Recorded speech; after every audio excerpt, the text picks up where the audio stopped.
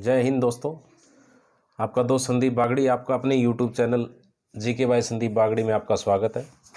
दोस्तों, जो हमारा सेशन चल रहा था, मेवाड़ का इतिहास हम शुरू कर रहे थे और मेवाड़ का इतिहास हमने इससे पहले 3 वीडियो पढ़ लिए थे, जिसमें हमने रावल शाखा तक हमने पढ़ लिया था, जिसमें हमने लास्ट जो वीडियो बनाया था उसमें रावल रतन सिंह तक हमने पढ़ लिया था। आज हम बात कर रहे हैं सिसोदिया राजवंश की। सिसोदिया राजवंश में कौन कौन से राजा हुए थे और उनका आगे क्या इतिहास रहा, उसके बारे में हम पढ़ेंगे। तो उसमें सबसे पहले जो सिसोदिया वंश का जो राजा था उसका नाम था राणा हमीर। पहला जो राजा था वो कौन था? राणा हमीर था। अब राणा हमीर ने किस प्रकार से जो रावल शाखा से चौहान वंश खिलजी वंश के राजा अलाउद्दीन खिलजी ने मेवाड़ साम्राज्य को जीत लिया था। तो उसके बाद मैंने आपको बताया कि मुछाला मालदेव को खिजर का सौंप कर दिल्ली चला गया था और एक बार पुनः मेवाड़ जो साम्राज्य था वो चौहानों के हाथों में आ गया था, क्योंकि पहले एक बार कीर्तिपाल चौहान ने भी मेवाड़ पर सामंत सिंह के समय आक्रमण करके उस पर शासन किया था और एक बार दोबारा फिर चौहानों का शासन हो गया था किस पे? मेवाड़ में। तो अब क्या था? अब जो दोबारा शासन था, तो जैसे मैंने पीछे आपको बताया था कि एक रावल शाखा थी और एक राहाप शाखा थी। राहाप शाखा में मैंने बताया था कि जो राहाप वाले थे वो सिसोदा गांव में जाके रहने लग गए थे, इसीलिए वो सिसोदिया राजवंश कहलाया था। और उसी में से उन्हीं का एक वंशज था जिसका नाम था राणा हमीर। तो राणा हमीर था जब उस समय जो शासन लेता है, उस समय 1326 की बात थी। 1326 से लेकर 1364 ईस्वी की घटना आई, ठीक है। तो उस समय के कहते हैं कि राणा अमीर ने, कहते हैं, चौहानों को यहाँ मेवाड़ से खदेड़ता है और सिसोदिया वंश की क्या रख देता है? नींव रख देता है, ठीक है। अब आपसे ये ध्यान रखना है कि क्वेश्चन में क्या पूछा जाएगा। इसमें ये ध्यान रखना है कि सिसोदिया वंश का संस्थापक कौन था या फिर वास्तविक संस्थापक कौन था, तो वो आपको ध्यान रखना है। उसका वास्तविक संस्थापक कौन हो जाएगा? हो जाएगा आपका राणा हमीर, ठीक है। दूसरा, इसमें देखो, मेवाड़ का इसे उदारक कहा जाता है। इसे मेवाड़ का क्या बोलते हैं? उदारक कहा जाता है। उदारक इसे क्यों कहा जाता है? 2 क्वेश्चन आते हैं, एक मेवाड़ का रक्षक और दूसरा आता है मेवाड़ का उदारक।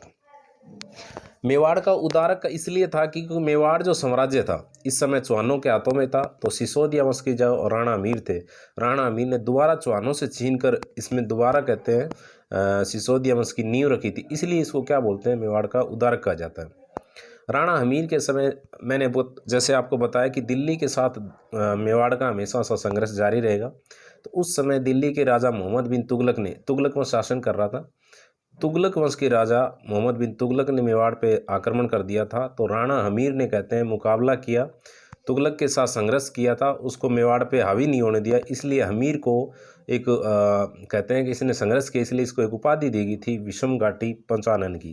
जैसे इसमें आप देख सकते हैं, राणा कुंभा द्वारा रचित रसिक प्रिया, राणा कुंभा की एक ग्रंथ लिखा था उसने, रसिक प्रिया, उस पर एक टीका थी। जयदेव गीत गोविंद जो पुस्तक है उसकी रचयिता थे जयदेव, उस पर एक कुंभा ने एक टीका लिखी, रसिक प्रिया, ठीक है। वो किसके द्वारा? अत्रि व महेश द्वारा रचित विजय स्तंभ पर कीर्ति स्तंभ प्रशस्ति। कीर्ति स्तंभ प्रशस्ति 1460 ईस्वी में लिखी गई। किसने लिखी थी? अत्रि व महेश ने। और राणा अमीर को इसमें विषम घाटी पंचानन कहा गया। राणा अमीर था, उसमें इसको विषम घाटी पंचानन कहा गया। किसमें कहा गया? एक तो ये ध्यान रखना है, कीर्ति स्तंभ प्रशस्ति 1460 ईस्वी में लिखी गई थी। एक रसिक प्रिया कुंभा द्वारा रचित, जो जयदेव की रचित है, गीत गोविंद। इन दोनों में राणा अमीर को क्या कहा जाता है? एक उपाधि दी गई विषम घाटी पंचानन की, ठीक है। विषम घाटी पंचानन का मतलब क्या होता है? इसका मतलब शाब्दिक अर्थ होता है युद्ध में सिंह के समान खड़े रहना। भी जैसे तुगलक ने आक्रमण किया तो इसने, राणा अमीर ने, मेवाड़ की रक्षा की थी, तो इसलिए इसको उपाधि मिली विषम घाटी पंचानन की। इसके बाद इसके समय दिल्ली सुल्तनत, मैंने बता दिया, तुगलक वंश के राजा ने आक्रमण किया था और जिसमें अमीर क्या हुआ था? विजय हुआ था, ठीक है। अब हमीर के बाद में नेक्स्ट जो राजा बना मेवाड़ का वो था खेता सिंह, या फिर उसको बोलते छेतर सिंह। खेता सिंह या फिर छेतर सिंह। खेता सिंह जो राजा बना 1364 से लेकर 1382 ईस्वी तक शासन किया इसने। इसके समय क्या हुआ? देखो, खेता सिंह के समय आक्रमण करता है खेता सिंह तारागढ़ दुर्ग पे। किस पे आक्रमण करेगा? 1382 इसमें बूंदी पर आक्रमण किया। बूंदी में कौन सा दुर्ग है दोस्तों? तारागढ़ दुर्ग है। एक चीज़ और ध्यान रखना आपको, तारागढ़ दुर्ग 2 है, एक तारागढ़ दुर्ग अजमेर में और एक तारागढ़ का है बूंदी में। जो बूंदी वाला जो तारागढ़ दुर्ग है उसकी आकृति, उसकी बनावट जो है वो तारे के समान है। जैसा तारा होता है उसकी ऐसी बनावट है, इसलिए उसको नाम दिया गया क्या? तारागढ़। और जो अजमेर का जो दुर्ग तारागढ़ है, जिसको अजमेर दुर्ग है, उसका वैसे तो नाम है इसका पुराना, लेकिन आपको याद होगा कि मेवाड़ में आगे हम पढ़ेंगे पृथ्वीराज सिसोदिया नाम का एक राजा बनेगा। पृथ्वीराज सिसोदिया था, उसने अपनी पत्नी के नाम पर इस दुर्ग का नाम तारागढ़ रखा था, ठीक है, इसलिए तारागढ़ कहते हैं। और इसी में कहते हैं गढ़बिटली दुर्ग कहते हैं। और जो जैसलमेर की जो उमादे थी, मालदेव की पत्नी, वो इसी दुर्ग में अजिन कहते हैं रूठी रानी बन के रही थी, तो रूठी रानी की छतरी भी वहीं है। तो इस खेता सिंह ने क्या किया, बूंदी के तारागढ़ दुर्ग पर आक्रमण कर दिया, ठीक है। तो अब बूंदी का जो शासक था, उसमें बूंदी का शासक कौन था, लाला सिंह था, लाल सिंह शासक था। लेकिन खेता सिंह इस युद्ध में क्या हो जाता है, हार जाता है। खेता सिंह की क्या होती है, हार होती है। और युद्ध में क्या हुआ, मारा जाता है, युद्ध में मारा गया खेता सिंह। खेता सिंह का फिर राजा बेटा बनता है, उसका पुत्र का नाम था राणा लाखा। और हकीकत देखा जाए तो मेवाड़ का इतिहास यहीं से शुरू होता है। राणा लाखा खेता सिंह का पुत्र था और राजा बन जाता है। तो राणा लाखा 1382 से 1421 ईस्वी में राजा बना। तो उस समय राणा लाखा के सामने सबसे बड़ी समस्या ये थी कि पिताजी की मौत का बदला लेना, ठीक है। राणा लाखा ने सबसे पहले इसने ये देखा कि मैं तारागढ़ दुर्ग को, जो मेरे पिताजी नहीं कर पाए, मेरे पिताजी का जो सपना था उसको मैं पूरा करूँगा। तो राणा लाखा ने क्या किया, बूंदी पर आक्रमण कर दिया। किस दुर्ग पर, तारागढ़ दुर्ग पर आक्रमण किया। और सबसे बड़ी बात ये थी कि जो राणा लाखा था, उसने एक शपथ ले ली। राणा लाखा ने शपथ ये ली कि जब तक मैं तारागढ़ दुर्ग को जीत नहीं लेता, तब तक मैं अन्न जल ग्रहण नहीं करूँगा। इसने बड़ा संन्यास ले लिया कि जब तक मैं तारागढ़ दुर्ग को नहीं जीतूँगा, तब तक क्या नहीं करूँगा, अन्न जल ग्रहण नहीं करूँगा। अब राणा लाखा ने तारागढ़ दुर्ग पर आक्रमण कर दिया। अब आप अंदाज़ा लगा सकते हैं कि कहाँ मेवाड़ और कहाँ बूंदी है, तो उसमें चलने में जाने में पूरा समय लगता है। तो राणा लाखा की प्यास भूख बढ़ती जा रही थी। और इधर क्या हुआ, देखो, पिता की हत्या बदला लेने के लिए बूंदी पर आक्रमण किया, शपथ ले ली कि जब तक बूंदी के किले को नहीं जीत लेता तब तक अन्न जल ग्रहण नहीं करूँगा। राणा लाखा की शपथ को, अब देखो, राणा लाखा ने क्या ले ली, शपथ ले ली थी कि जब तक बूंदी के किले को नहीं जीत लेता तब तक अन्न जल ग्रहण नहीं करूँगा। राणा लाखा की शपथ को हमीर आड़ा ने पूरा नहीं होने दे, क्योंकि हमीर आड़ा उस समय कौन था, इधर जो युद्ध में मैंने बताया बूंदी दुर्ग पर आक्रमण किया था छेतर सिंह ने, उधर लाल सिंह भी मारा गया था। लाल सिंह का पुत्र था हमीर आड़ा। अब हमीर आड़ा बूंदी का राजा बन जाता है। और बूंदी का राजा जब बन गया तो उसने क्या किया, मेवाड़ की जो राणा लाखा ने आक्रमण किया, तो उस समय हमीर आड़ा के साथ युद्ध हुआ और हमीर आड़ा ने इस दुर्ग को, कहते हैं, जीतने नहीं दिया। इधर राणा लाखा की जो शपथ ली हुई थी कि जब तक दुर्ग को नहीं जीतूंगा, जब तक क्या नहीं करूँगा, भाई अन्न जल ग्रहण नहीं करूँगा, भूख प्यास से मारा जा रहा था, तो क्या किया जाए। तो इसके साथ जो सिसोदिया सरदार थे, उन्होंने कहा, महाराज भी आपने जो शपथ ली है, दुर्ग तो हम जीत लेंगे, जब आप जीवित रहोगे तो दुर्ग तो और जीत लेंगे। तो राणा लाखा ने क्या, बोले क्या किया जाए, बोले एक काम करो, शपथ ही तो ली है आपने, आपको तारागढ़ दुर्ग जीतना है। बोले हाँ। बोले क्या कर रहे हैं, बोले एक काम करो, मिट्टी का तारागढ़ दुर्ग बनाओ। तो राणा लाखा ने, कहते हैं, मेवाड़ के अंदर एक मिट्टी का, जब बच्चे बनाते ना, हम पहले अपने, जब बारिश हो जाती तो मिट्टी का घर बनाते थे और उस पर लिखते ये मेरा, ये मेरा। तो वैसे ही राणा लाखा ने, कहते हैं, मिट्टी का दुर्ग बनवाया और उसके ऊपर नाम लिख दिया तारागढ़ दुर्ग। और उस समय राणा लाखा, कहते हैं, और राणा लाखा उस तारागढ़ दुर्ग को जीतता है।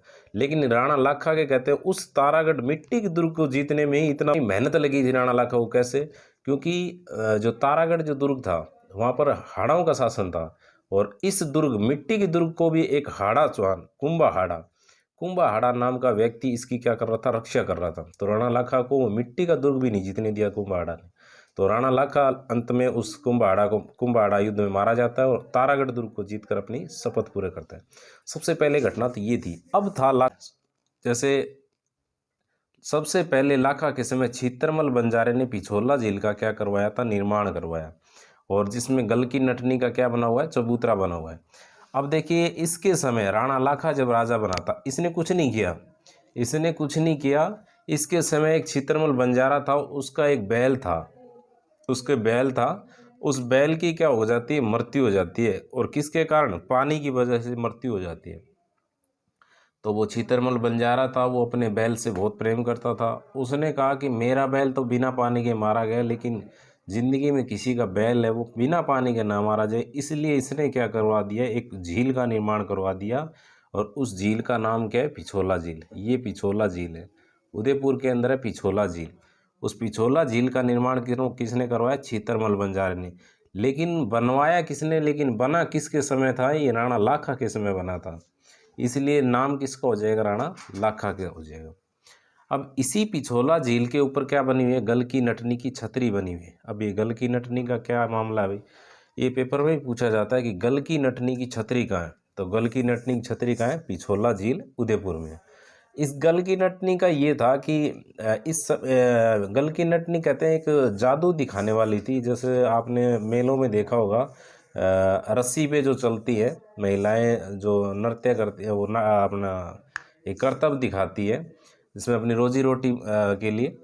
तो वही एक गल की नटनी कहते उस नाम की एक महिला थी, और वहाँ एक कहते प्रोग्राम चल रहा था। तो राजा उस प्रोग्राम को देखने चले गए।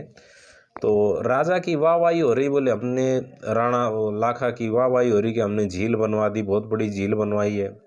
लाखा तो बिना काम की वाही लूट रहा है, क्योंकि काम तो किसने किया था, छीतरमल ने। जो भी किया, गल की नटनी ने ये राणा लाखा से ये कह दिया कि आपने जितनी बड़ी झील बनवाई, उस झील को मैं एक रस्से के माध्यम से, एक रस्सी के माध्यम से मैं उसको पार कर सकती हूँ। तो राणा लाखा ने कहा अच्छा, क्योंकि झील इतनी लंबी थी कि अगर आप देखोगे तो लास्ट तक मतलब दिखता नहीं, इतना लंबी चौड़ी झील है वो, और गहरी इतनी है कि उसमें बहुत ज़्यादा गहरी है। आदमी अगर एक बार गिर गया तो बाद में मिलेगा ही नहीं। तो लाखा के सामने शपथ ये ले ली किसने, गलकी ने, कि मैं आपको एक रस्सी के माध्यम से आपकी झील को पार कर सकती हूँ। तो राणा लाखा ने भी बढ़ चढ़ के बात कर दी। बोले अगर आपने एक रस्सी के माध्यम से झील को क्रॉस कर दिया तो आधा साम्राज्य मैं आपको दे दूंगा। ठीक है। अब लाखा ने देखो कितनी बड़ी शपथ ली है। अब देखो ये पिछोला झील थी, तो इसमें एक डंडा इधर लगा दिया और एक डंडा इधर लगा दिया, और दोनों के बीच में बांध दी रस्सी। अब गल की नटनी ने भी चलना शुरू कर दिया। राजा जी यहाँ कुर्सी डाल के बैठ गए भाई, ये जी राजा जी बैठ गए और देख रहे हैं किसको, गल की नटनी को। पूरी जनता देखने आई थी, इसके दरबारी भी थे, सरदार भी थे।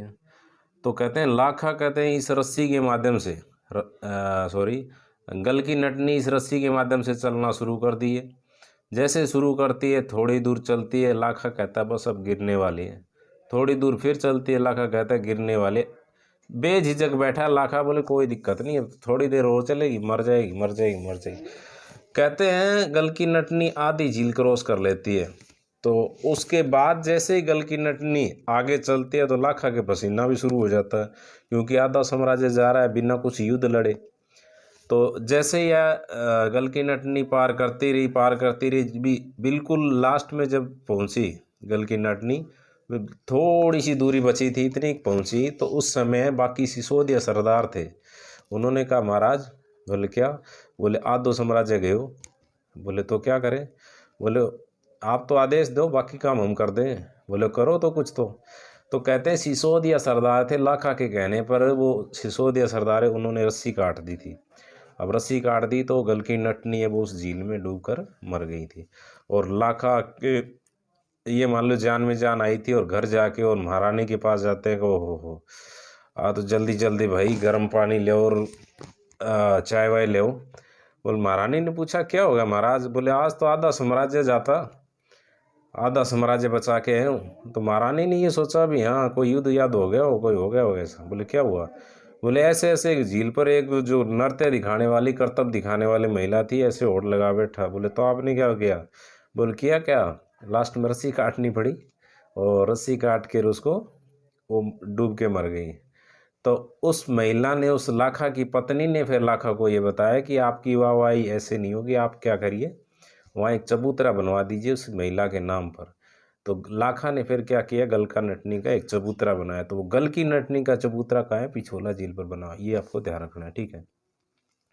उसके बाद लाखा के समय और क्या क्या हो, देखो लाखा के समय पिटारा खुलता जाएगा, आप तो देखते रहो। उसके बाद क्या हुआ, इसी झील पर, अब ये पिछोला झील चल रही है तो उसके बारे में दो तीन चीज़ें और देख लेते। इस झील पर जगत सिंह प्रथम था, अब आगे हम जिक्र करेंगे, उसने जग मंदिर का निर्माण करवाया था, जिसमें करण सिंह के समय सांझा ने शरण ली। देखो आगे हम पढ़ेंगे कि करण सिंह राजा बनेगा, अमर सिंह का पुत्र था करण सिंह, महाराणा प्रताप का पोता। जब मुगल मेवाड़ संधि होती है तो उसके बाद करण सिंह मुगलों के दरबार में जाता है, पहला मुगल मेवाड़ का शासक था। तो सांझा ने कहते हैं अपने पिताजी के प्रति विद्रोह कर दिया था कोई समय में जहांगीर के खिलाफ। तो सांझा भाग कर वो मेवाड़ में आ जाता है और मेवाड़ में कहते हैं उसको जगमंदिर में शरण दी जाती है। और वो जगमंदिर कहाँ बना होता है? पिछोला झील। ये जो मैंने अभी बताया आपको ये पिछोला झील थी और इसके अंदर बना हुआ है जगमंदिर। ठीक है, इसी जगमंदिर में ठहराया गया किसको? सांझा को। कहते हैं इस जगमंदिर में कहते हैं एक महल था। उस महल को देखकर ही सांझा को ये प्रेरणा मिली थी कि ऐसा महल कभी मैं भी बनाऊंगा। और सांझा ने एक ऐसा महल बनवाया था, आपको पता हो तो, ताजमहल बनवाया था इसने अपनी पत्नी मुमताज़ की याद में। तो कहा जाता है उसको प्रेरणा वो जगमंदिर से मिली थी। एक तो ये ध्यान रखना है कि पिछोला झील में गल के नटनी का चबूतरा है। दूसरा ये ध्यान रखना है कि एक जगमंदिर है और एक जगनिवास महल है। एक इसमें क्या है? जगनिवास महल है। तो एक जगमंदिर और एक जगनिवास महल पिछोला झील में। ठीक है, जगत सिंह द्वितीय ने जगनिवास महलों का निर्माण करवाया था। ठीक है, उसके बाद और क्या क्या हुआ देखो। लाखा के समय जावर नामक स्थान पर क्या मिली थी? सीसा जस्ता की खान मिली थी। ये आपका ज्योग्राफी में आप टॉपिक पढ़ोगे, खनिज टॉपिक। तो सीसा जस्ता वो कहाँ है? उस जावर उदयपुर में है। तो राणा लाखा के समय ये खान मिली थी जावर नामक स्थान पर, सीसा जस्ता चांदी तीनों की। ठीक है, ये भी ध्यान रखना, ये भी लॉटरी लग गई लाखा के टाइम में। उसके बाद और क्या हुआ? सबसे बड़ी लाखा के समय लॉटरी लगी थी 83 साल के बुढ़े के 16 साल की छोरी भेजगी हंसाबाई। क्या था देखो, कहानी ये हुई थी कि उस समय मेवाड़, एक तो रियासत आपको पता है मेवाड़ हम पढ़ ही रहे हैं कि मेवाड़ का राजा कौन था? मेवाड़ का राजा था आपका राणा लाखा। और दूसरी तरफ जो रियासत चल रही थी वो चल रही थी मारवाड़। दूसरी तरफ जो रियासत थी वो कौन सी? मारवाड़ रियासत थी। अब इस मारवाड़ रियासत का राजा था रावचुंडा। एक चीज़ आपको ज़रूर ध्यान रखना है कि मेवाड़ के जितने भी राजा हुए हैं, मेवाड़ के जो राजा हुए हैं, मेवाड़ के राजाओं के जो नाम है उसके पहले लगता है राणा। क्या लगेगा? राणा। और मारवाड़ के जो राजा है उनके पहले लगता है राव। अब जैसे जितने भी राजा देखेंगे, राणा जैसे अमीर हो गया, महाराणा प्रताप हो गया, और मारवाड़ में राव चंद्र सेन हो गया, राव उदय सिंह हो गया, जितने भी आप नाम लेोगे तो राव लगता है। इतने ये ध्यान रखना आप। तो मारवाड़ का एक राजा था, उसका नाम था रावचूड़ा। मारवाड़ का राजा था, उसका नाम क्या था? रावचूड़ा था। अब इधर क्या था, मारवाड़ में जब रावचूड़ा राजा था तो उसके दो पुत्र थे। एक का नाम कान्हा था और दूसरे का नाम क्या था? दूसरे का नाम था रणमल। उस समय मारवाड़ का जो राजा रावचूड़ा था, रावचूड़ा, उसके दो पुत्र थे। एक का नाम तो क्या था? एक का नाम तो था रणमल, दूसरा का नाम कान्हा था। और अब सबसे बड़ा तो रणमल था लेकिन छोटा कान्हा था। कहते हैं रावचूड़ा अपनी जो पत्नी थी, जो कान्हा की कहते माता जी थी, उनके प्रभाव में आकर कान्हा को क्या बना देता है? मारवाड़ का राजा बना देता है। अब इससे क्या हुआ? रणमल नाराज हो गया, क्योंकि पहले क्या हुआ करता था, जो बड़ा बेटा होता था उसका पूरा साम्राज्य होता था, गद्दी के जो हकदार हुआ करता था वही हुआ करता था। अब बड़े पुत्र पे डिपेंड करता है कि वो अपने छोटे भाइयों को कुछ दे या फिर ना दे। तो अब इसमें रणमल नाराज हो गया। एक इनकी बहन थी हंसाबाई भी, कान्हा, रणमल और हंसाबाई, 3 संतान थी रावचूड़ा के। तो उसके समय क्या हुआ देखो, रणमल नाराज होके वो कहाँ आ गया? मेवाड़ में आ जाता है। मेवाड़ में किसकी शरण में आ गया? राणा लाखा की शरण में आ जाता है। राणा लाखा की शरण में आ जाता है। अब इस समय राणा लाखा की उम्र मानोगे तो आप 80 साल का डोकरा। कितनी सा उम्र थी?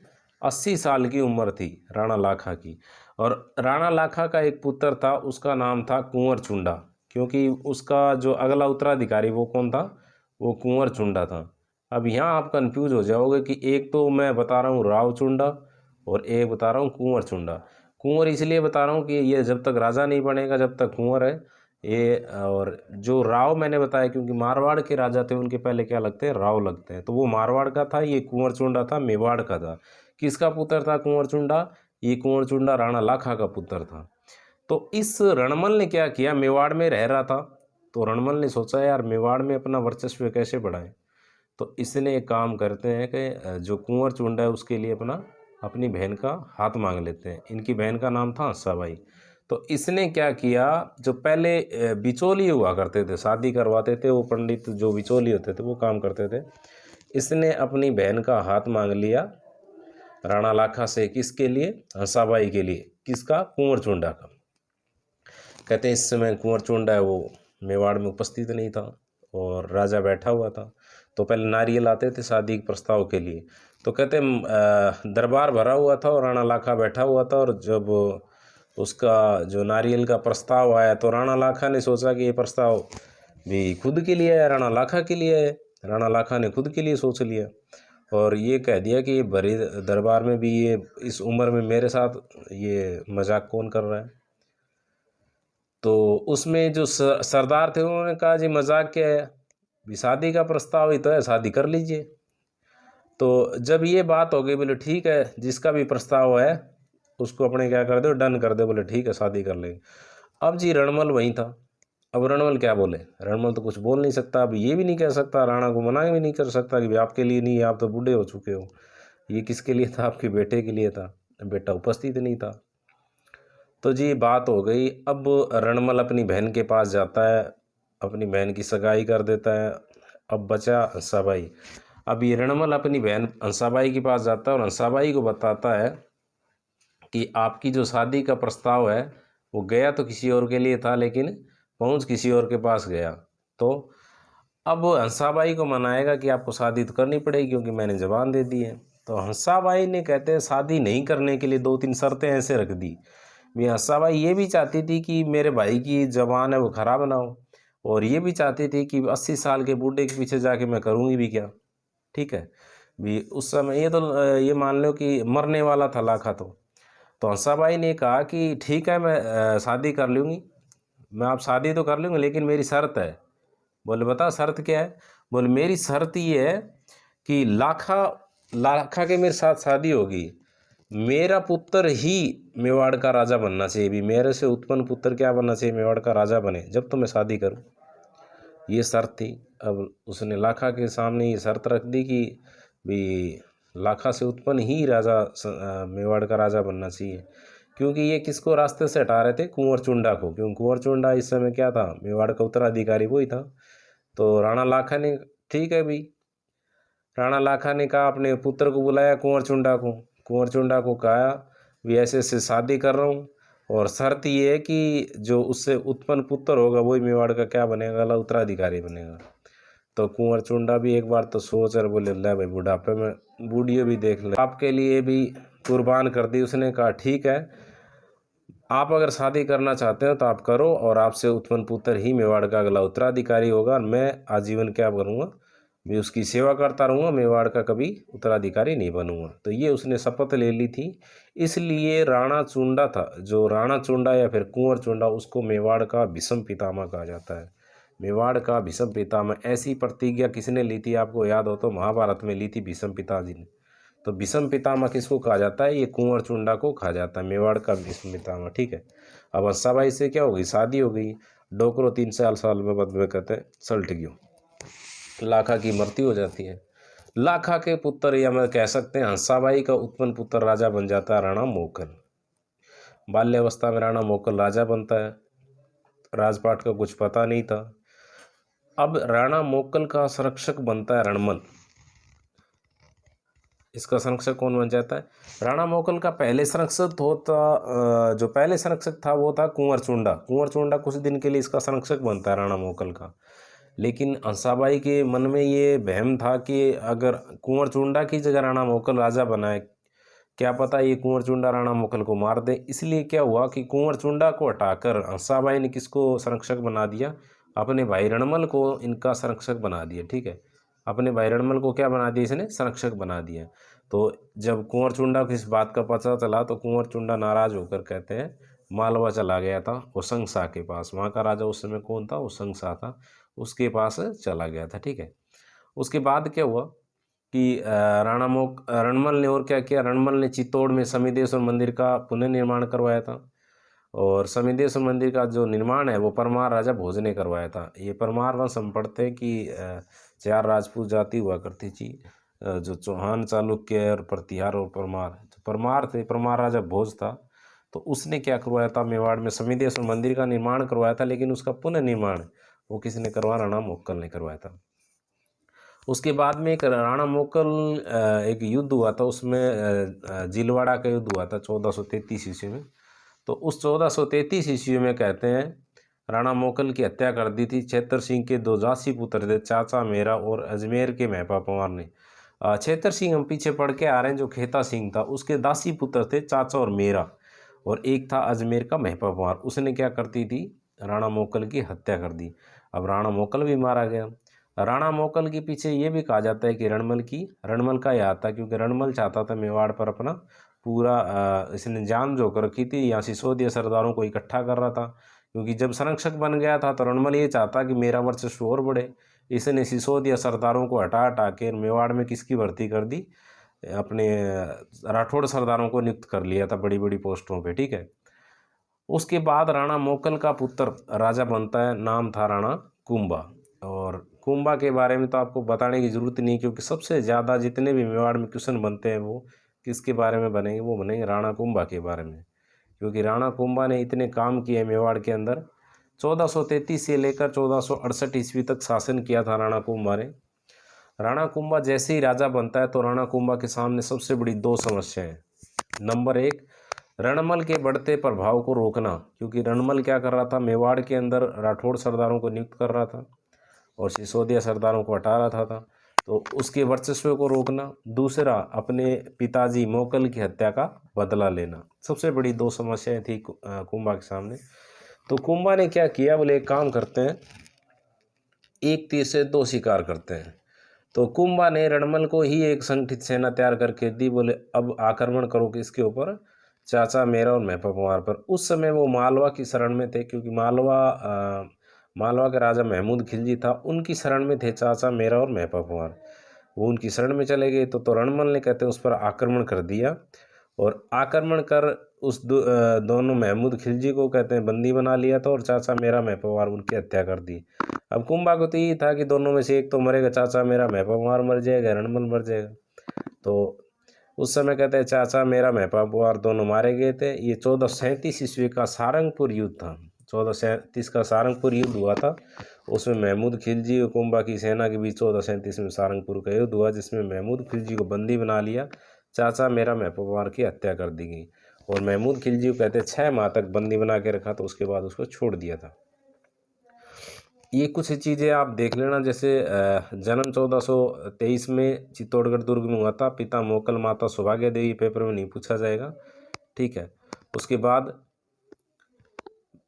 कुंभा के समय जो 1437 ईस्वी में सारंगपुर का युद्ध होता है, अब ये युद्ध है वो कुंभा जीत जाता है। तो इस युद्ध के उपलक्ष्य में राणा कुंभा मेवाड़ के अंदर विजय स्तंभ का क्या करवाएगा, निर्माण करवाएगा। अभी जो विजय स्तंभ है उसके बारे में क्वेश्चन आता रहता है पेपरों में, ये भी ध्यान रखना है कि अब इस विजय स्तंभ के बारे में पूरी डिटेल से हम पढ़ेंगे। लेकिन पहले उसकी दूसरी समस्या हल कर देते हैं कुंभा की। एक तो इसने पिताजी का मौत का बदला तो ले लिया, लेकिन दूसरा क्या समस्या उसके सामने, कि रणमल के बढ़ते प्रभाव को रोकना। देखो, अब रणमल के बढ़ते प्रभाव को कैसा रोका जाए। रणमल के बढ़ते प्रभाव को रोकने के लिए इसने हथियार बनाया इसकी प्रेमिका भारमली को। इसकी प्रेमिका भारमली को कहा जाता है कि इसकी पत्नी का नाम, इसकी प्रेमिका का नाम था भारमली। ये भारमली जो थी, पहले एक प्रथा चलती थी, डाबरिया प्रथा। भारमली एक प्रथा हुआ करती थी, कौन सी, डाबरिया प्रथा।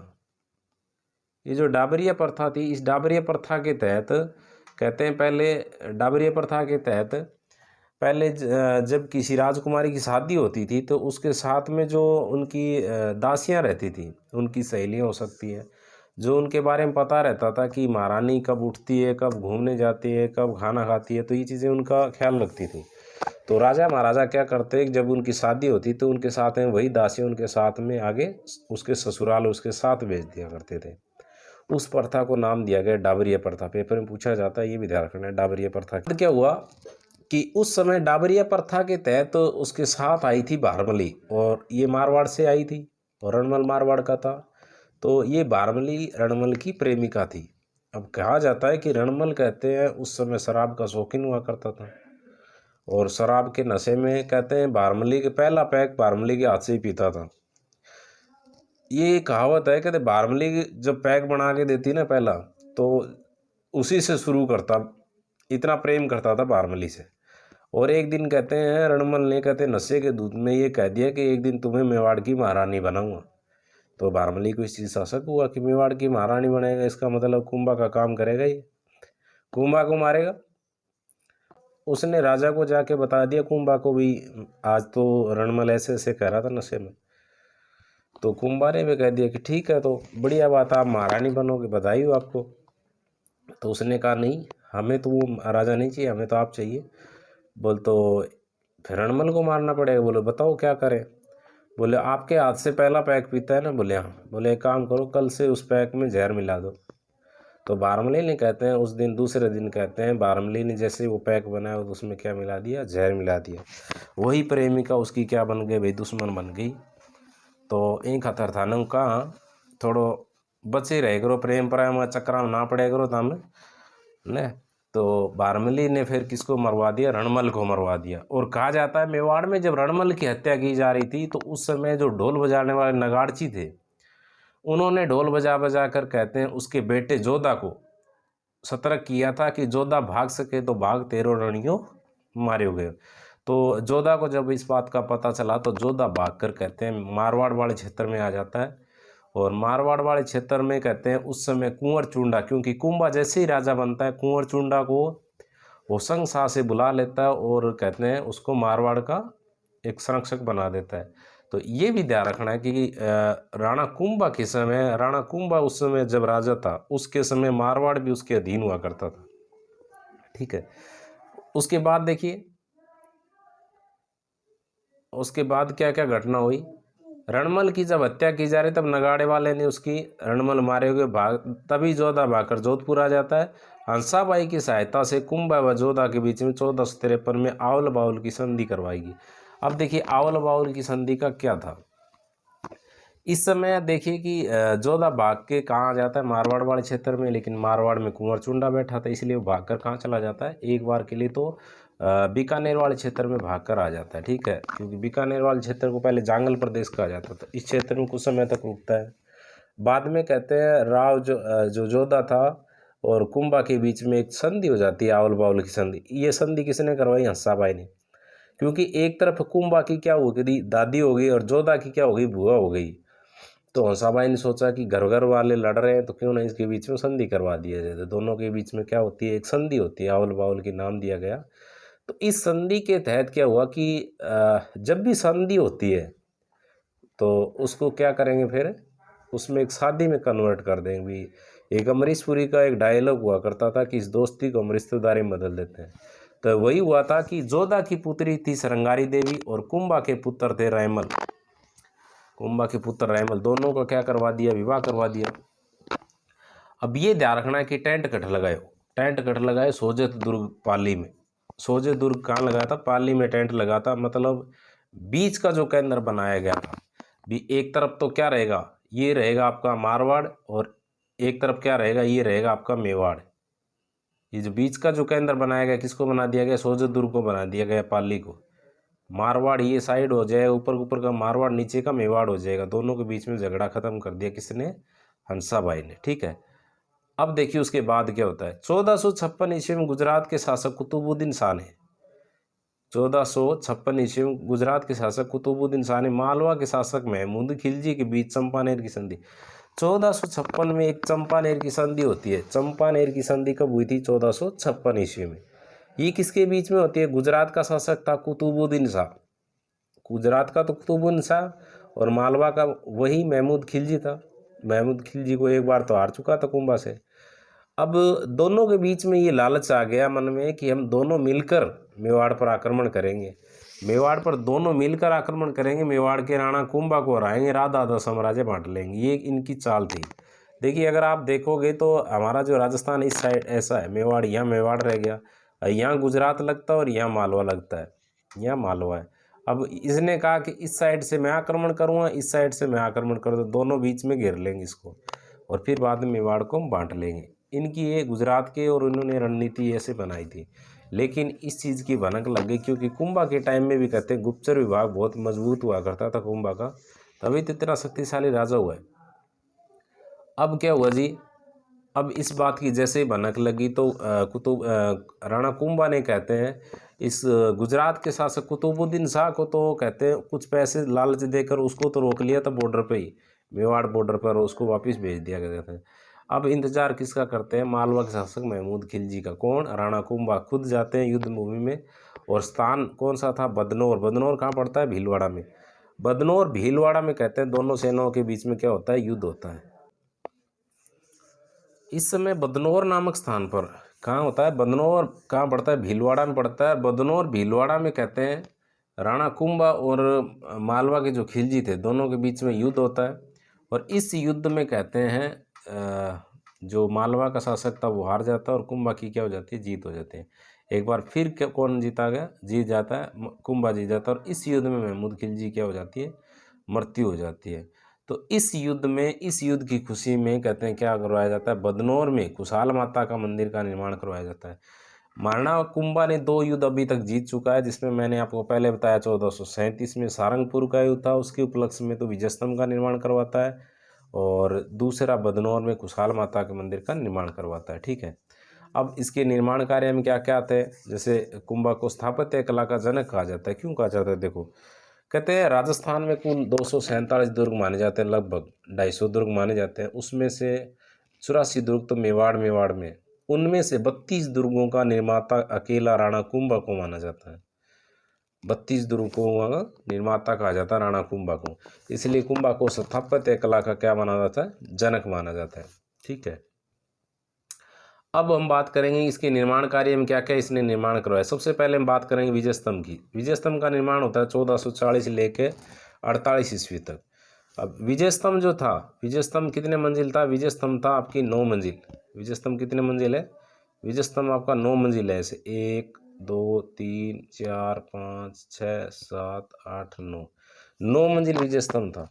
उसकी जो तीसरी मंजिल था, 1 2 और 3, इसकी जो तीसरी मंजिल था इस पर 9 बार अल्लाह लिखा हुआ है। इसकी तीसरी मंजिल पर क्या लिखा हुआ? 9 बार अल्लाह लिखा हुआ है। अब आप ये सोच रहे हैं क्योंकि महाराणा कुंभा जो था विष्णु का भक्त था, इसलिए इसको विष्णु ध्वजगढ़ भी कहा जाता है। जैसे इसमें मैंने लिख रखा है कि विजय स्तंभ को विष्णु को समर्पित है, इसलिए विष्णु स्तंभ को विष्णु स्तंभ कहा जाता है। इसे कीर्ति स्तंभ भी कहा जाता है। यह 9 मंजिला 122 फीट ऊंचा है, जिस पर 153 तो सीढ़ी है, और तीसरी मंजिल पर 9 बार क्या लिखा हुआ? अल्लाह लिखा हुआ है। 9वीं मंजिल पर अत्रि व महेश द्वारा रचित प्रशस्ति है। कौन सी है? कीर्ति स्तंभ प्रशस्ति लगी हुई इसके ऊपर। ठीक है। हम राज बता रहे हैं आपको 3 मंजिल पर लिखा हुआ 9 बार अल्लाह की। इसने अल्लाह क्यों लिखा है? जब विष्णु का भक्त था। आपको पता है कि इसको ये कुंभा जो था ये मान लो दूरदर्शी था, इसको पता था कि जरूरी नहीं है कि मेवाड़ पे कभी मुगलों का अधीन नहीं होगा, मुगलों का अधिकार नहीं होगा। तो इसने कहते हैं, तो उस समय कहते हैं 3 मंजिल पर 9 बार अल्लाह लिखने के पीछे कारण ये था कि मेवाड़ पर कभी अगर मुगलों का अधिकार भी हो गया तो ये विजय स्तंभ को नहीं तोड़ पाएंगे, क्योंकि इस पर क्या लिखवा दिया इसने? अल्लाह लिखवा दिया था। इसलिए, और आज भी आपको पता है कि बहुत सारी पीछे जब औरंगजेब का शासन रहा था तो उसने बहुत सारी इमारतें तोड़ी थी, जिसपे जहाँ भी उसको कहते हैं हिंदू देवी देवताओं की मूर्तियाँ मिली वहाँ तोड़वा दिया था इसने, लेकिन विजय स्तंभ को नहीं तोड़वा पाया था। ठीक है। अब उसके बाद और आपको क्या ध्यान रखना है विजय स्तंभ के बारे में? विजय स्तंभ को उपेंद्र नाथ ने विष्णु ध्वजगढ़ का है, क्योंकि विष्णु की ज़्यादातर मूर्तियाँ लगी हुई इसके अंदर। डॉक्टर गार्टर हुआ है, डॉक्टर गार्टर ने विजय स्तंभ को भारतीय मूर्ति कलाओं का विश्वकोश कहा है। ये सीधा क्वेश्चन आता है कि भारतीय मूर्ति कलाओं का विश्वकोश किसे कहा जाता है? तो ध्यान रखना है किसको? विजय स्तंभ को कहा जाता है। सीमा राठौड़ ने विजय स्तंभ को संगीत कला की भव्य चित्रशाला कहा है। कर्नल जेम्स टोड ने विजय स्तंभ को कुतुब मीनार से भी बेहतरीन इमारत। कुतुब मीनार कहाँ है? दिल्ली के अंदर है। कुतुबुद्दीन ऐबक ने इसका निर्माण कार्य शुरू किया था और इल्तुतमिश ने इसका पूरा निर्माण करवाया था। इससे भी बेहतरीन इमारत बताया कर्नल जेम्स टोड ने। कर्नल जेम्स टोड कौन है? इसको इतिहास में घोड़े वाले बाबा के नाम से जानते हैं। इसकी एक इतिहास प्रसिद्ध पुस्तक थी the annals and antiquities of Rajasthan. ठीक है। इसमें इसने सबसे पहले राजस्थान को रायथान नाम दिया था। इसके बाद फर्ग्यूसन हुए। फर्ग्यूसन ने विजय स्तंभ की तुलना, फर्ग्यूसन जो है इसने तुलना किससे की है? इसने रोम के टार्जन से तुलना कर दी। मतलब विजय स्तंभ ऐसी ऐतिहासिक इमारत है, इसके ऊपर 15 अगस्त 1949 ईस्वी को सर्वप्रथम विजय स्तंभ पर 1 रुपये का क्या हुआ था, डाक टिकट जारी भी हुआ है। तो ऐसा स्तंभ विजय स्तंभ है जिस पर क्या हो चुका है, डाक टिकट जारी हो चुका है 15 अगस्त 1949 को। अब विजय स्तंभ किस किस का प्रतीक है, ये भी चीज़ें आपको ध्यान रखना है। तो विजय स्तंभ है वो माध्यमिक शिक्षा बोर्ड अजमेर, जेके सीमेंट आती है, एक जेके सीमेंट, प्रसिद्ध सीमेंट, और एक राजस्थान पुलिस, जो राजस्थान पुलिस का जो प्रतीक चिन्ह है आपने देखा होगा, जो शोल्डर बैज होता है उसके ऊपर विजय स्तंभ का क्या लगता है, प्रतीक लगता है। उसके बाद विजय स्तंभ के शिल्पी कौन थे, तो जेता नापा पोम्मा पुंजा थे। इसके शिल्पी कौन थे, जेता नापा पोम्मा पुंजा, ठीक है। उसके बाद महाराणा स्वरूप सिंह के समय, जब महाराणा स्वरूप सिंह राजा थे, कब की घटना ये आपको याद होगा 1857 की क्रांति के समय भी महाराणा स्वरूप सिंह थे मेवाड़ के राजा। तो उस समय कहते हैं इस बिजली गिरने से विजय स्तंभ में दरारें आ गई थी, तो उसका जो पुनः निर्माण का कार्य है वो महाराणा स्वरूप सिंह ने करवाया था। तो ये आपको विजय स्तंभ की बात हो गई। उसके बाद उसने क्या बनवाया, महाराणा कुंभा ने किसका निर्माण करवाया था, कुंभलगढ़ दुर्ग का। नागौर विजय के उपलक्ष्य में कहते हैं इसने निर्माण करवाया था कुंभलगढ़ दुर्ग का। कुंभा ने नागौर विजय के उपलक्ष्य में अपनी पत्नी कुंभल देवी की याद में कुंभलगढ़ दुर्ग का निर्माण करवाया था। इसका उपनाम कुंभलपुर दुर्ग कहते हैं, मछिंद्रपुर दुर्ग कहते हैं, और बेरों का दुर्ग भी इसको कहा जाता है। तो लास्ट वाला ये जरूर ध्यान रखें, बेरों का दुर्ग किसका उपनाम है, कुंभलगढ़ दुर्ग का। इसका शिल्पी कौन था, मंडन। ये भी बहुत ज़्यादा इंपॉर्टेंट है, कुंभलगढ़ दुर्ग का शिल्पी कौन है, मंडन इसका शिल्पी था, ठीक है। यह दुर्ग राजसमंद में जरगा पहाड़ी पर बना हुआ है। कुंभलगढ़ दुर्ग कहाँ है, राजसमंद में। आपके दुर्ग टॉपिक भी लगता है, ये भी आपको ध्यान रखना है, ये अच्छे से देख लेना। राजसमंद में जरगा पहाड़ी पर बना हुआ है। इसकी दीवार जो है कुंभलगढ़, जैसे ये कुंभलगढ़ दुर्ग है, इसके चारों ओर की जो दीवार है, प्राचीर है, ये कहते हैं इतनी चौड़ाई से बनी हुई है, ऐसे बनी हुई है कि इस पर 4 घोड़े एक साथ दौड़ाए जा सकते हैं। 4 घोड़े एक साथ दौड़ाए जा सकते हैं, ठीक है। ये किस दुर्ग की बात कर रहे हैं, ये बात हो रही है आपकी कुंभलगढ़ दुर्ग की। 7 मीटर चौड़े है जिस पर एक साथ 4 घोड़े दौड़ाए जा सकते हैं। इसकी प्राचीर को भारत की महान दीवार कहा जाता है। अबुल फजल ने यह दुर्ग, अबुल फजल ने क्या कहा, देखो कुंभलगढ़ दुर्ग को जैसे देखा तो अबुल फजल ने क्या कहा था, इसने कहा कि यह दुर्ग इतनी बुलंदी पर बना हुआ है कि नीचे से ऊपर देखने पर सिर पर रखी पगड़ी भी गिर जाती है। ये बहुत बार पेपर में आया हुआ भी है और आपको ध्यान रखना इंपॉर्टेंट भी है, पेपर में पूछा जा सकता है। अबुल फजल ने क्या कहा था कि ये इतना ऊंचा दुर्ग है कि जब नीचे से देखते हैं तो सर की ऊपर रखी हुई पगड़ी नीचे गिर जाती है। अच्छा, अब जहाँ भी इतिहास में कथन की बात आई, कर्नल जेम्स टोड तो हाजिर रहेंगे। कर्नल जेम्स टोड ने क्या कहा, इसने कुंभलगढ़ की तुलना एट्रुस्कन दुर्ग से कर दी, ये भी आपको ध्यान रखना है। अच्छा, इस जो दुर्ग है, ये जो दुर्ग बना हुआ है, जैसे ये दुर्ग बना है, इसमें द्वार है, इसमें 5 पोल है, जैसे 1 हो गया, 2 हो गया, 3 हो गया, 4 हो गया, ऐसे 5 पोल है। उस पोलों के नाम ओरठ पोल है, अल्लाह पोल है, हनुमान पोल है, विजय पोल है, राम पोल है, ये इनके नाम है, ठीक है।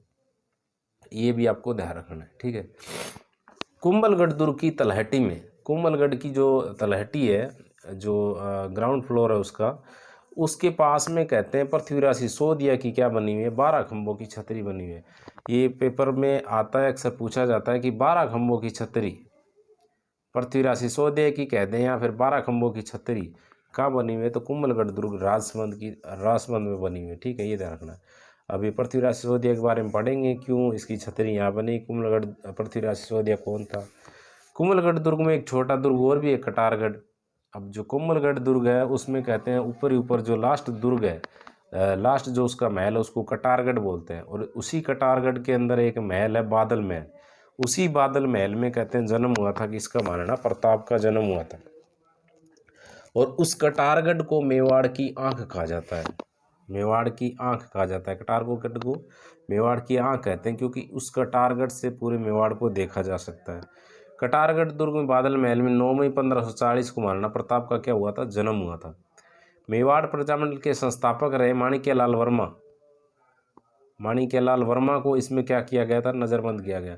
जब प्रजामंडल आप पढ़ते हैं तो उसमें माणिक्यलाल वर्मा थे, उनको नज़रबंद कहाँ रखा गया था, तो वो भी कुंभलगढ़ दुर्ग में रखा गया था। एक तो माणिक्यलाल वर्मा को मेवाड़ का जो संस्थापक था उसको नज़रबंद किया गया था, एक तो ये ध्यान रखना है। और एक मारवाड़ का और था, मारवाड़ का था, कौन था, जिसको सिवाना दुर्ग में नज़रबंद किया गया था। आप ऑप्शन में लिख के ज़रूर बताएंगे, आपके लिए क्वेश्चन है कि सिवाना दुर्ग में किसको नज़रबंद करके रखा गया था।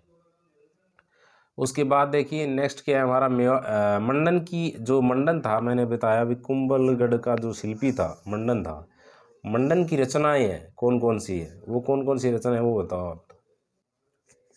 मेवाड़ की कौन कौन सी रचनाएं हैं, तो नंबर 1 देवमूर्ति प्रकरण, मूर्तिकला से संबंधित है।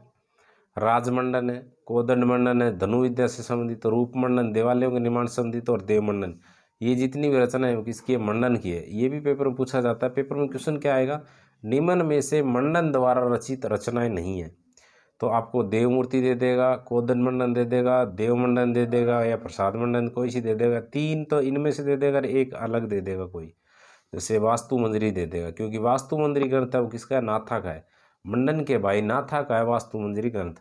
और मंडन के पुत्र जो गोविंद है, मंडन का पुत्र कौन था, गोविंद, उसने लिखा है कलानिधि और उदार धोरणी और द्वार दीपिका, ये 3 ग्रंथ है। मंडन के पुत्र गोविंद ने कलानिधि, उदार धोरणी व द्वार दीपिका ग्रंथ नाम के लिखे, ठीक है। उसने और क्या क्या, महाराणा कुंभा ने और क्या क्या निर्माण करवाया था मेवाड़ के अंदर, वो भी देख लेना। अचलगढ़ दुर्ग सिरोही में इसका पुनर्निर्माण करवाया था। बसंतीगढ़ दुर्ग में सिरोही में इसका भी निर्माण करवाता है। बोमट दुर्ग सिरोही में इसका निर्माण करवाता है। विराट दुर्ग का है बदनौर भीलवाड़ा में, इसका भी निर्माण करवाता है। तो ये कुछ इनकी निर्माण कार्य थे। उसके बाद कुंभा एक कहते हैं कुंभा का स्थापत्य कला तो अच्छा रहा, स्वर्णकाल था, लेकिन ये साहित्यकार भी था, कहते हैं एक संगीत में बहुत अच्छा विद्वान था। तो कुंभ की एक साहित्यिक रचना भी है, इसकी साहित्यिक रचना जैसे संगीत राज है, इसका सबसे बड़ा है संगीत राज, इसमें 5 भाग है। और संगीत सार है, संगीत मीमांसा है, संगीत राज, संगीत मीमांसा, सार, संगीत मीमांसा, सूड प्रबंध, और एक रसिक प्रिया, जयदेव की गीत गोविंद पर। ये 5 इसके ग्रंथ हो गए, किसके, महाराणा कुंभा के। उसके बाद कुंभा की जो पुत्री थी, कुंभा की ये भी ध्यान रखना, संगीत गुरु जो था कुंभा का सारंग व्यास था, और चित्रकला गुरु कौन था, हीरानंद था। चित्रकला गुरु हीरानंद था और संगीत गुरु कौन था, सारंग व्यास था। कुंभा की पुत्री रमाबाई, कुंभा की पुत्री रमाबाई संगीत की विदुषी थी, इसलिए इसे वागेश्वरी की उपाधि दी गई। किसको दी गई है, ये कुंभा की पुत्री जो थी रमाबाई को उपाधि दी गई वागेश्वरी की। वागेश्वरी किसका पर्यायवाची है, सरस्वती का पर्यायवाची है। कुंभा का जो दरबारी कवि कान्हा व्यास था, कुंभा का दरबारी कवि कौन था, ये भी ध्यान रखना, पेपर में पूछा जाता है, कान्हा व्यास था, क्योंकि इसने एकलिंग महात्म्य की क्या करी थी, रचना करी थी। अब एकलिंग महात्म्य जो ग्रंथ है, पेपर में सीधा क्वेश्चन पूछा जाएगा, एकलिंग महात्म्य रचनाकार है कौन है, कान्हा व्यास था।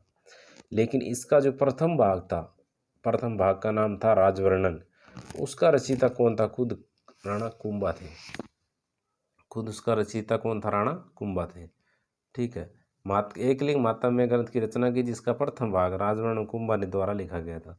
राणा कुंभा के समय 1439 ईस्वी में रणकपुर के जैन मंदिरों का निर्माण हुआ था, धरणक सेठ के द्वारा बनवाया गया था। रणकपुर पाली में पड़ता है, जैन मंदिर है जो जैनों द्वारा बनवाया, जैनों के लिए प्रसिद्ध है, जो 24 तीर्थंकर हुए हैं जैनों के लिए, उनके लिए प्रसिद्ध है। उसमें कहते हैं 1444 खंबे है, और इसका 1444 खंबे, इसका शिल्पी देपाक और देपा थे।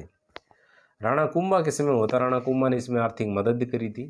तो इस दुर्ग की विशेषता, इस मंदिर की विशेषता ये है कि इस दुर्ग में 1444 खंबे लगे हैं। जैसे ये कोई गर्भगृह है तो यहाँ खंबे हैं, ऐसे 1444 खंबे हैं। लेकिन इसकी विशेषता ये कि आप किसी भी कोने से अगर खड़े होकर आप देखते हो तो कोई भी ये जो खंबे हैं, ये खंबे आपके बीच में रुकावट पैदा नहीं करते, आप गर्भगृह उसमें सीधा दिखाई देता है। ये इस मंदिर की क्या है, विशेषता बताई जाती है। अब लास्ट में आपको क्या ध्यान रखना है कि कुंभा की जो हत्या थी, कुंभा की हत्या किसने कर दी, उद्दा ने कर दी, इसलिए उद्दा को पित्तरहंता राजा कहा जाता है। मेवाड़ में सबसे पहले पित्तरहंता राजा कौन हो जाएगा, तो वो हो जाएगा इसका पुत्र उद्दा। कुंभा की हत्या कर दी। कुंभा एक दिन कहते हैं मामादेव कुंभलगढ़ के पास में कुंड बना हुआ मामादेव कुंड, वहाँ पर खड़े थे, और सुबह सुबह कहते हैं सूर्य नमस्कार कर रहे थे, तो उद्दा आता और कहते सूर्य नमस्कार करने की जरूरत का है, आपको वहीं भेज देता हूँ। उसने क्या कर दिया, मामादेव कुंड में धक्का लगा दिया, और कुंभलगढ़ मामादेव कुंड में राणा कुंभा की क्या हो जाती है, मृत्यु हो जाती है। तो उद्दा को मेवाड़ का पित्तरहंता राजा, पिता को मारने वाला प्रथम पितृहंता राजा कौन था, तो मेवाड़ का उदा था। ठीक है, तो यहाँ थोड़ा कुंभा के बारे में डिटेल्स आपको बता दी है, ये चीज़ें आपको देख लेना है। और वीडियो में सारी जानकारी आपको दे दी है। वीडियो कैसा लगा, आपको अच्छा लगा चैनल को सब्सक्राइब कर लेना और बेल प्रेस कर लेना और अपने दोस्तों तक शेयर कर देना। ठीक है, तो दोस्तों जय हिंद।